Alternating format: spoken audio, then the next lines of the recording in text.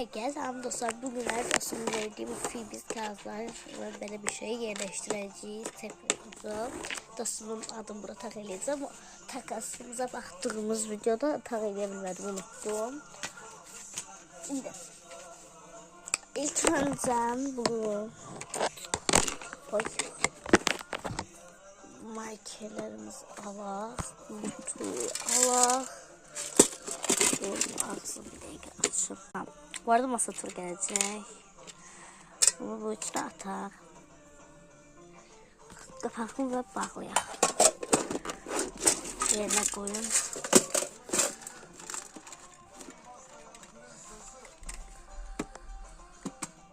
Şöyle oldu. Sonra bu yazıları koyuruq kutuma.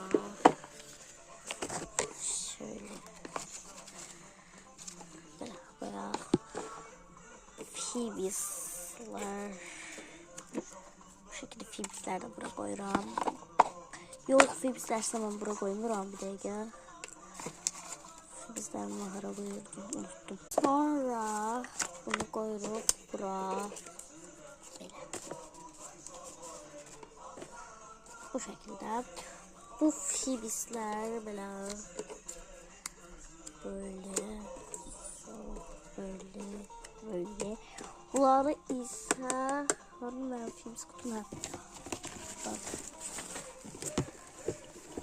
Bu Phoebus'lar bu Phoebus'ları koyaq bura. Bu Black Phoebus'unu da. Sonra bu içine koyuruq. Black Phoebus'larımı da bunun içine yok. Bunun içine koyacağım. Başka Phoebus'larımı ise bu qara kutulara. Burada da kurabilen Phoebus'larım. Böyle. Dəftərlər.